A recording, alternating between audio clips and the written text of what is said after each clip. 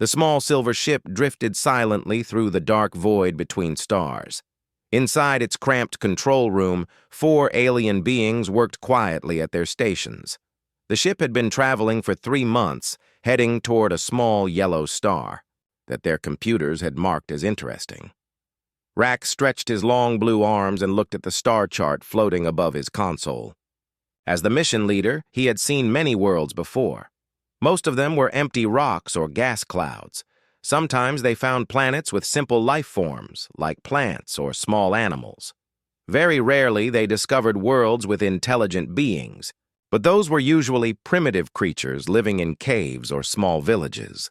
The Galactic Federation had given him a simple job: find out what lived on the 3rd planet from the yellow star. Take pictures. Make notes. Report back. It was routine work that scouts like him did hundreds of times each year across the galaxy. Vix sat at the Weapons and Defense Station, though she did not expect to use any weapons on this mission. Her green skin glowed softly in the blue light from the control panels. She was the team's expert on military tactics and threats. Her job was to identify any dangers the primitive planet might pose to Federation ships. At the communications desk, Nora listened to radio waves coming from various star systems. Her 4 ears could pick up signals that other species missed completely. She had learned dozens of alien languages during her years as a scout. Most of the time, she heard nothing but natural space noise. Occasionally, she detected simple radio, signals from worlds with basic technology. The 4th crew member was Kep, their engineer and technology specialist. His thick gray skin protected him from radiation, making him perfect for working with the ship's power systems and sensors. He spent most of his time monitoring the engines and life support systems that kept them alive in the cold vacuum of space. Their ship, the Seeker, was designed for stealth and observation. It carried no heavy weapons, only basic defensive shields and a few small lasers for emergencies. The Federation believed in peaceful exploration, preferring to study new worlds from a safe distance rather than make direct contact with primitive civilizations. As they approached the target system, Rax activated the long-range scanners. The yellow star appeared on their main screen, surrounded by several planets of different sizes. The 3rd planet from the star showed signs of water and atmosphere, exactly what their mission briefing had indicated. "Scanning the target world now," Kep announced, his deep voice filling the small cabin. "I detect large amounts of water, oxygen atmosphere, and what appears to be widespread vegetation. Temperature ranges suggest the planet could support many forms of life." Vix studied the tactical display as information flowed in from the sensors. "No signs of space-based defenses or artificial satellites. Energy signatures are minimal and scattered. This appears to be a low-technology civilization, if intelligent life exists at all." Nora adjusted her communication equipment to scan for radio transmissions from the planet. "I am picking up some electromagnetic activity, but it is very weak. If there are intelligent beings down there, they are using primitive technology." The planet grew larger on their screen as the Seeker moved closer. Rax could see blue oceans, brown and green continents, and white clouds swirling through the atmosphere. It looked like countless other habitable worlds they had surveyed over the years. "Standard approach protocol," Rax ordered. "Kep, activate. Stealth systems.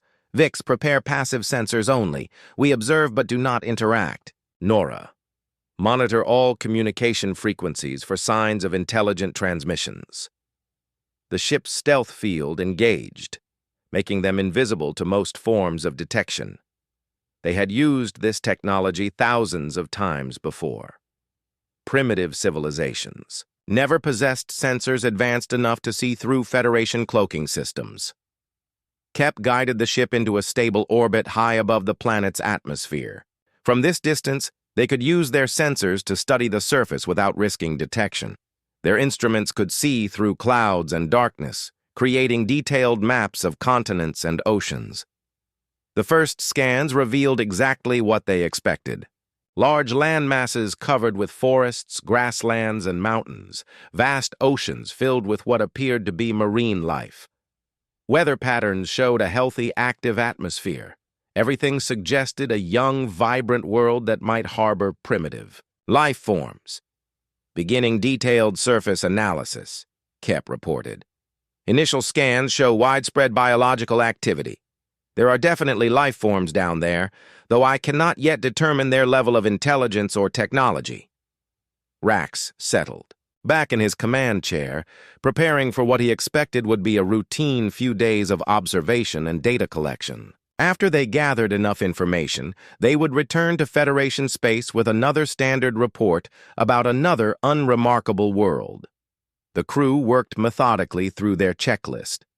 Vix mapped potential landing sites and identified any geographical features that might pose hazards to future Federation missions.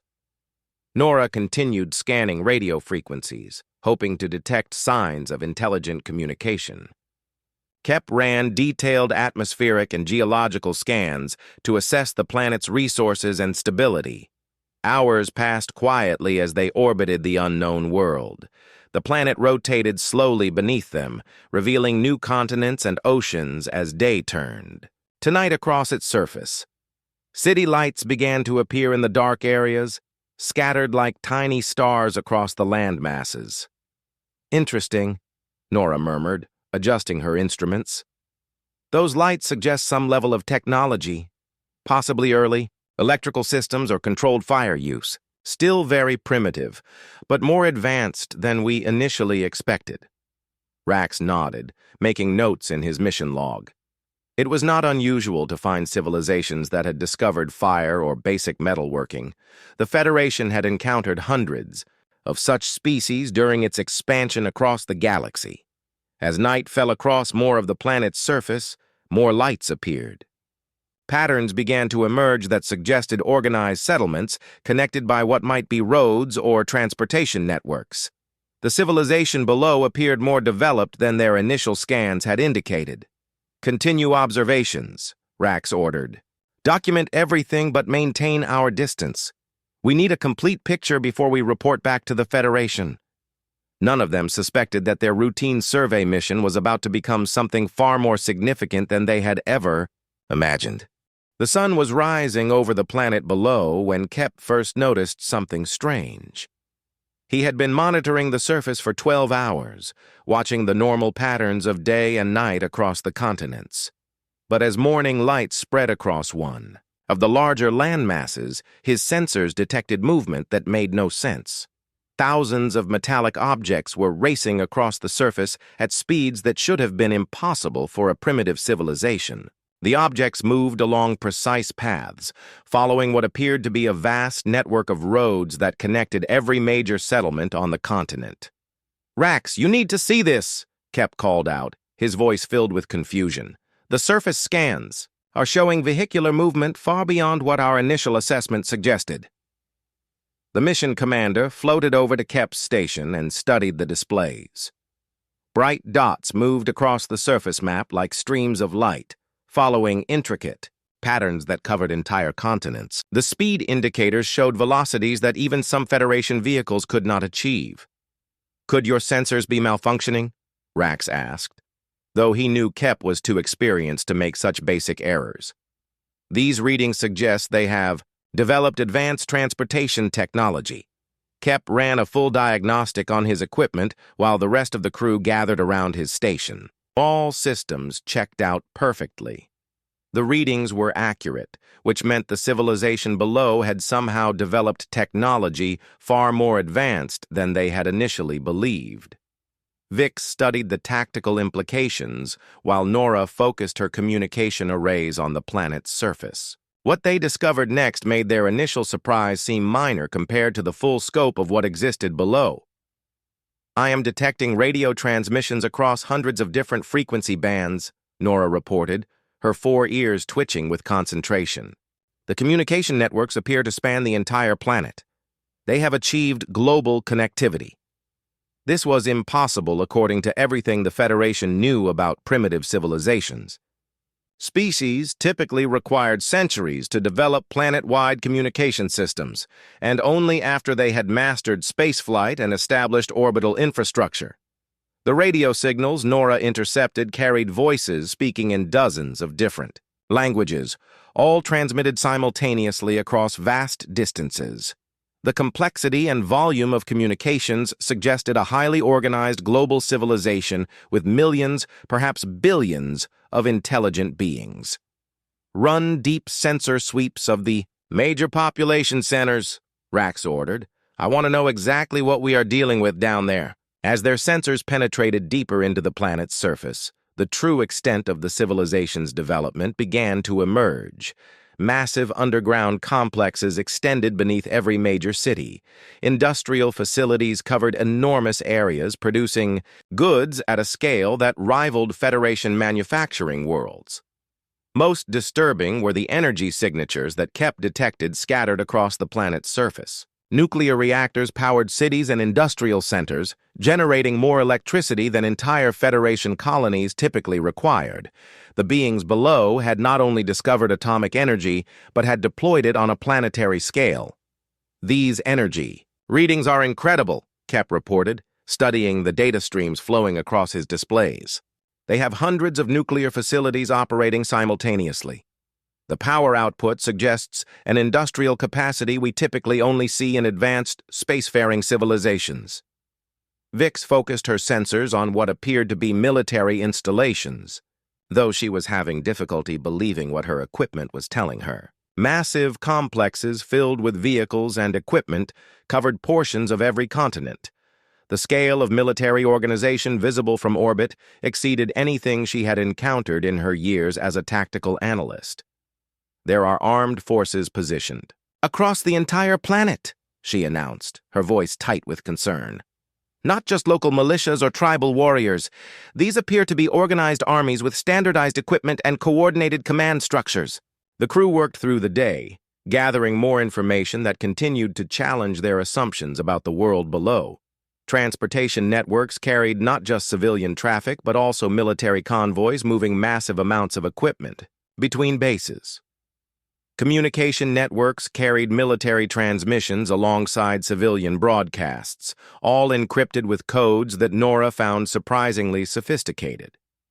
As night fell across the planet again, new details became visible that had been hidden during daylight hours.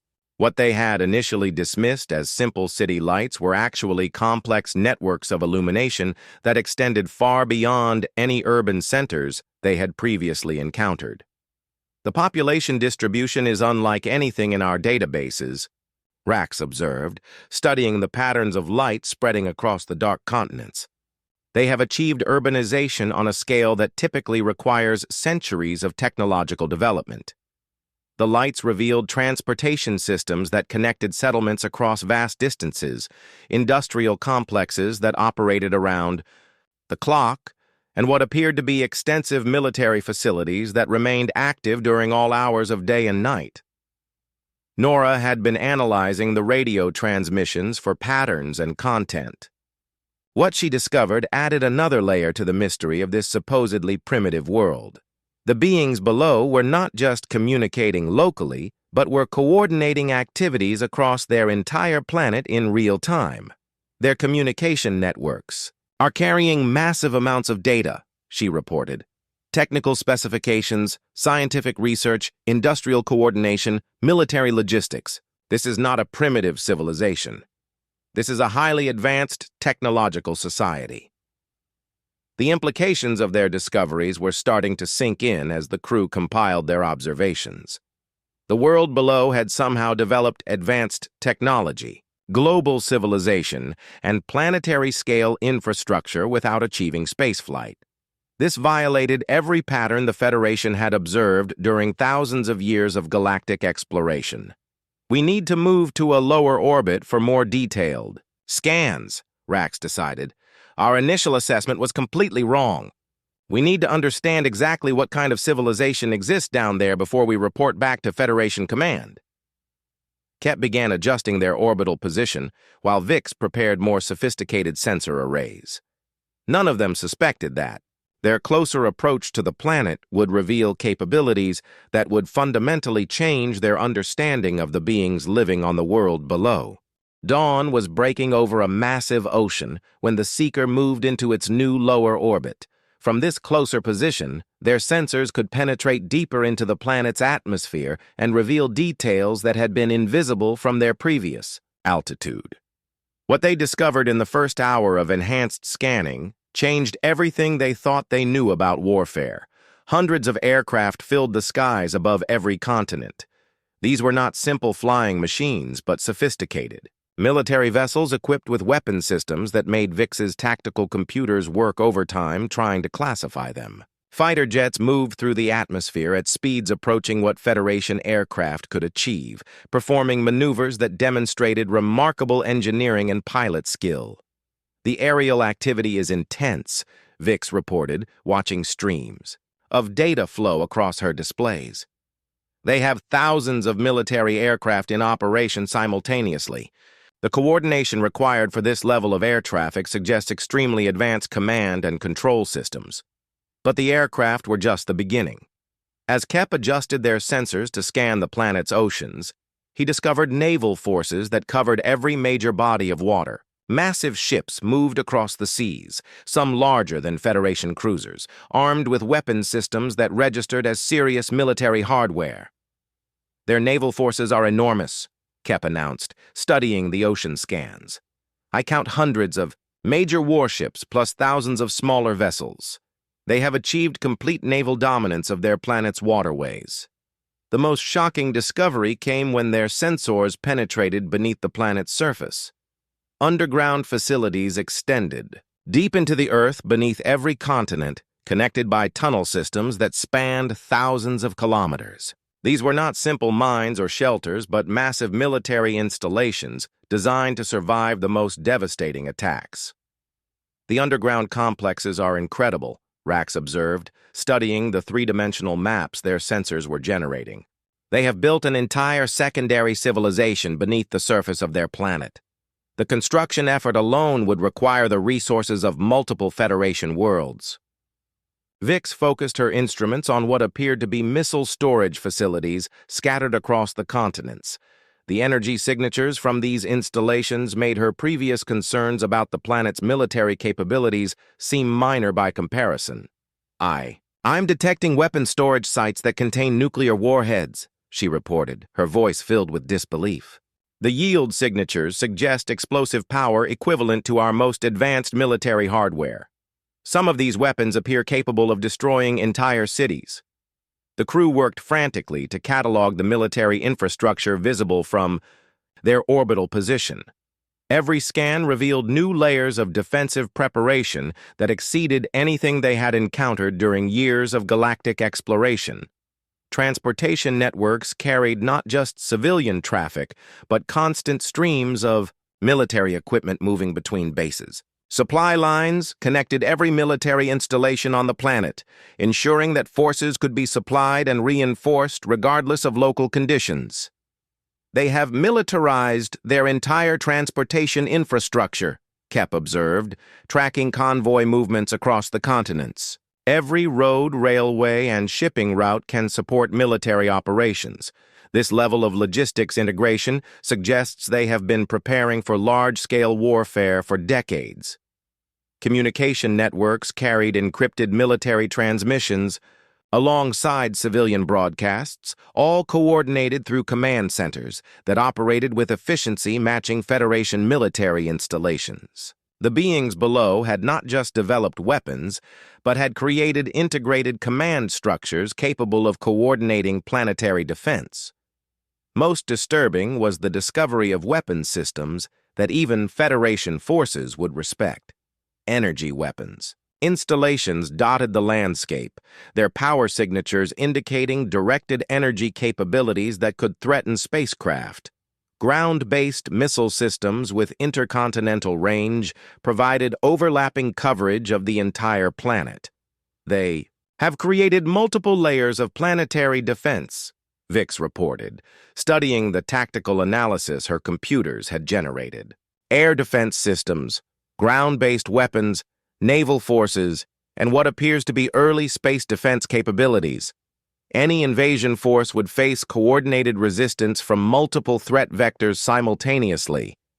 As their sensors penetrated deeper into the planet's military infrastructure, the scale of preparation became clear. This was not a civilization that had stumbled into advanced weapons technology. These beings had systematically developed their military capabilities with the same precision they had applied to their industrial and communication systems. Underground factories produced weapons and equipment around the clock. Military academies trained officers and specialists in tactics and strategy. Research facilities developed new weapons technologies that pushed the boundaries of what the crew had thought possible for a non-spacefaring civilization. "The production capacity is staggering," Kep reported, analyzing industrial output data. "They are manufacturing military equipment at rates that exceed most Federation worlds. The raw material processing alone would require strip mining entire moons." The coordination between different military branches was equally impressive. Army, Navy, and Air Force units conducted joint exercises that demonstrated tactical sophistication and operational integration. The beings below had not just built powerful weapons, but had learned how to use them effectively in combination. "These are not primitive warriors with advanced weapons," Rax concluded, reviewing the tactical assessments his crew had compiled. "This is a mature military civilization that has optimized every aspect of their society for warfare while simultaneously advancing their technology and industry." The implications were starting to become clear as the crew processed the full scope of what they had discovered. The world below was not a target for Federation expansion or conquest. It was a fortress planet defended by beings who had spent centuries perfecting the art of war. "We need to compile everything we have learned," Rax ordered. "Federation Command needs to understand exactly what exists down there. This changes everything about how we approach this system." None of them realized that their intensive scanning had not gone unnoticed by the beings they were studying. Tupti. Beneath the planet's surface, detection systems were tracking their movements and analyzing their sensor emissions with the same precision the aliens were applying to their surveillance of Earth. The breakthrough came when Nora finally cracked the encryption protecting some of the planet's communication networks. What she found in their data systems was far more terrifying than any weapons or military hardware they had discovered during their orbital surveillance. The beings below called themselves humans, and their entire recorded history was a continuous chronicle of warfare. Nation fought nation, tribe battled tribe, and civilization clashed with civilization in an endless cycle of conflict that had lasted for thousands of years. They had not developed their impressive military capabilities out of necessity or recent threats. War was woven into the very fabric of their existence. "Their historical records show constant military conflict," Nora reported, scrolling through vast databases of human information. "They have detailed accounts of battles, strategies, and military technologies spanning their entire development as a species. Warfare is not something they do. It is what they are." The crew studied footage of human military exercises that Nora had extracted from their communication networks. What they saw challenged everything they understood about combat, capabilities, and physical limitations. Human soldiers moved through hostile environments that would kill most Federation species, carrying equipment loads that should have been impossible for beings of their size. Tank formations rolled across landscapes like mechanical predators, their coordination and firepower exceeding what the crew had seen from professional Federation armored units. Artillery batteries delivered precision strikes across distances that required computer guidance, yet the humans operated their weapons with an intuitive understanding that came from generations of battlefield experience. "Look at their physical conditioning," Vix observed, studying training footage from human military academies. "They can function in temperature extremes, carry massive equipment loads, and operate effectively under stress levels that would incapacitate most species.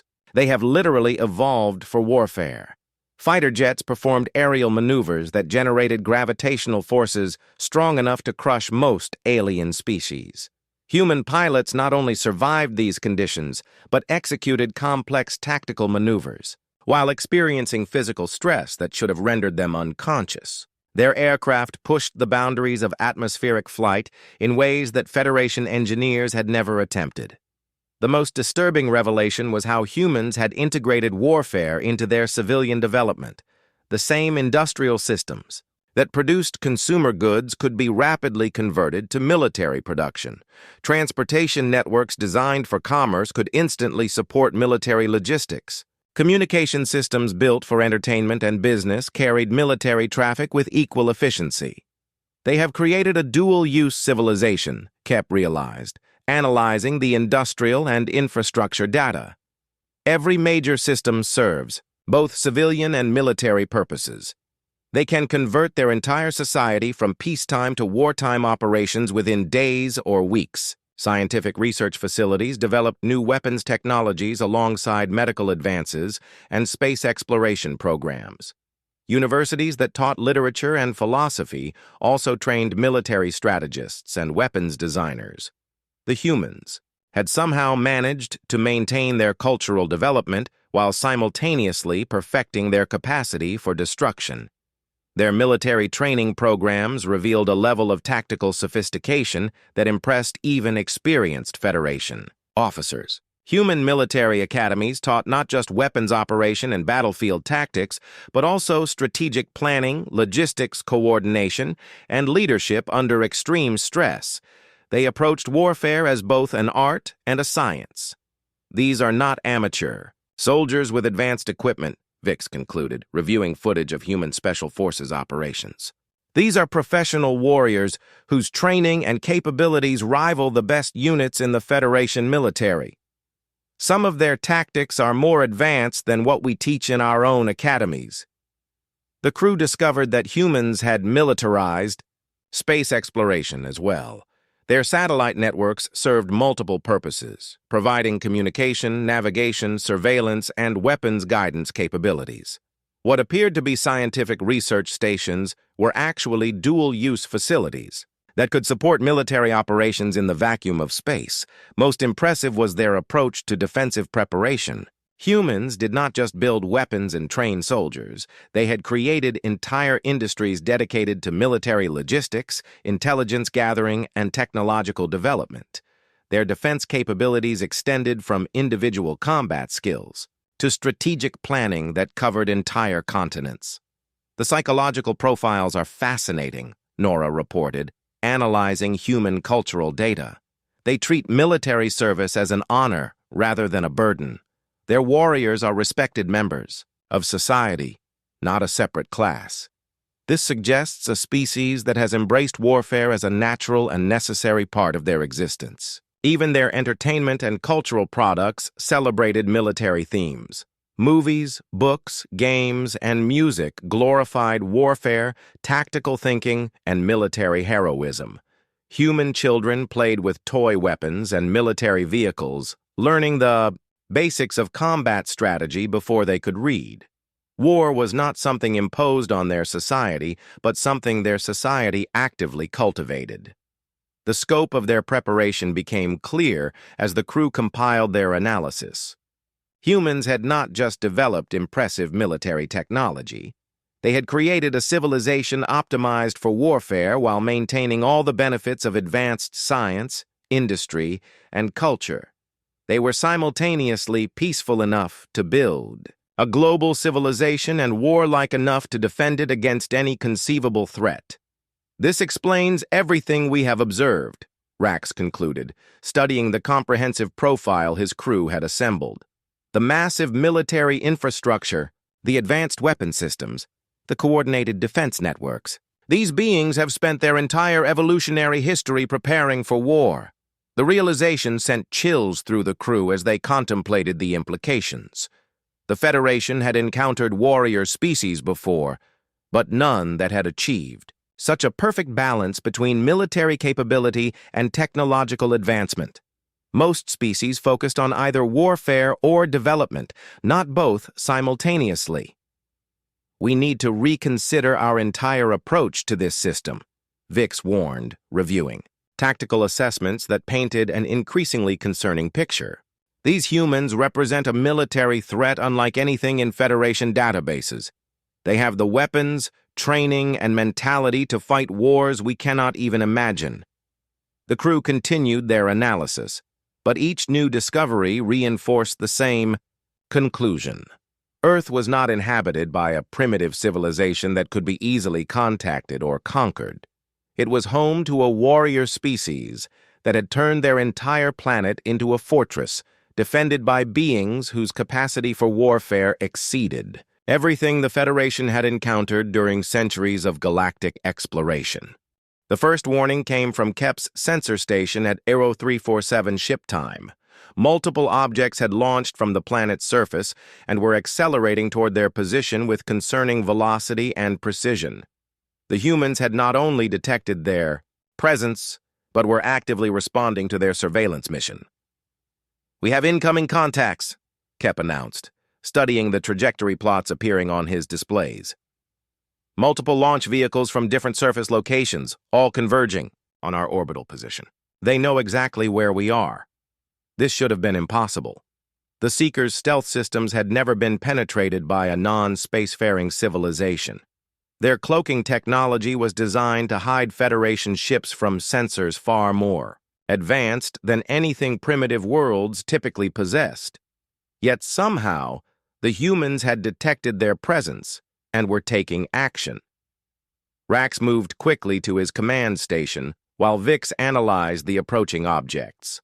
The launches had originated from multiple continents simultaneously, suggesting coordinated tracking and response capabilities that extended across the entire planet. The humans were not just detecting their ship, but mounting a systematic response to their presence. The launch vehicles appear to be carrying sensor packages rather than weapons, Vix reported, though her voice carried obvious concern. They seemed designed for reconnaissance and surveillance rather than direct attack. But the precision of their targeting suggests tracking capabilities we did not expect. More launches followed in rapid succession as human space agencies across the planet activated what appeared to be a coordinated response protocol. Satellites began adjusting their orbits, ground-based installations swiveled toward their position, and communication networks carried encrypted transmissions that suggested military alertness levels were rising across the surface. "They have multiple space programs," Nora observed, monitoring the communication traffic flowing between human facilities. "Different nations and organizations are coordinating their response to our presence. The level of cooperation suggests they take potential threats from space very seriously." The most disturbing development came when Kep's instruments detected energy signatures from ground-based installations that had been dormant during their previous scans. Massive facilities were powering up across multiple continents, their energy output suggesting weapon systems designed for planetary defense. "I am reading directed energy weapons coming online at installations around the planet," Kep reported, his voice tight with concern. "These are not small defensive systems. The power signatures suggest weapons capable of engaging targets in high orbit or beyond." Experimental energy weapons installations that had appeared to be research facilities were revealing their true nature as military systems designed to engage threats from space. The humans had not just detected their ship, but were preparing to defend their planet with weapons that could potentially damage or destroy Federation vessels. "We need to move to a higher orbit immediately," Vix recommended, studying tactical assessments that showed increasing numbers of human systems focusing on their location. "If they launch interceptor missiles or activate those energy weapons, our defensive systems may not be adequate." Rax made the decision that would define the rest of their mission. Rather than risk confrontation with human defense systems, he ordered an immediate retreat to the edge of the star system. The Seekers' engines engaged at full power, carrying them away from Earth before the approaching human spacecraft could reach their former position. From their new location beyond the orbit of the system's outer planets, the crew watched as human space assets continued their coordinated response. Satellites moved into defensive formations, ground installations maintained their alert status, and additional spacecraft launched from the surface to investigate the area where their ship had been detected. The response coordination is impressive, Nora observed, monitoring human communications as their military and space agencies debriefed the incident. Multiple organizations sharing information, coordinated tracking efforts, and systematic investigation of the detection event. They treat potential threats from space as a serious national security issue. The implications were clear as the crew compiled their final assessments. Earth was not just defended by impressive military forces and advanced weapons systems. The planet was inhabited by beings who were actively watching for threats from space and were prepared to respond quickly and effectively to any perceived danger. "We need to transmit an immediate warning to Federation Command," Rax decided, reviewing the comprehensive data his crew had gathered. "Our standard first contact protocols are completely inadequate for dealing with this civilization." The report they transmitted to Federation space contained recommendations that would have seemed absurd just days earlier. Earth should be classified as a restricted system with extreme caution, advised for any future contact attempts. The humans represented a military threat that could potentially resist Federation expansion efforts despite their lack of interstellar travel capability. Recommend immediate classification as Tier 1 military threat, Vix added to their tactical assessment. Human defensive capabilities, warrior culture, and technological advancement make them unsuitable for standard conquest or colonization protocols. Any contact should involve maximum diplomatic preparation or complete system avoidance. Their final analysis painted a picture of humanity that challenged everything the Federation understood about primitive civilizations. Earth was not a target for expansion, but a fortress world, defended by a warrior species whose military capabilities approached Federation standards, despite never having left their home system. The humans had created a planetary defense network, operated by beings who had spent millennia perfecting warfare while simultaneously advancing their science, industry, and culture. They possessed weapons that could threaten invasion fleets, sensors that could detect cloaked spacecraft, and the organizational capability to mount coordinated responses to threats from space. "The galaxy has gained a new power," Rax concluded, in his final report to Federation Command. "One that has not yet realized its own strength but possesses the military capability to challenge established galactic civilizations. Recommend extreme caution in any future dealings with the Sol system and its inhabitants." As the Seeker began its long journey back to Federation space, the crew reflected on their mission and its implications. They had been sent to survey another primitive world, and instead had discovered a sleeping giant whose awakening could change the balance of power across the galaxy. Earth remained behind them, a blue and white sphere orbited by increasingly sophisticated satellites and defended by beings whose capacity for warfare exceeded anything the Federation had encountered during centuries of galactic exploration. The humans continued their daily lives, unaware that their world had just been classified as one of the most dangerous planets in known space.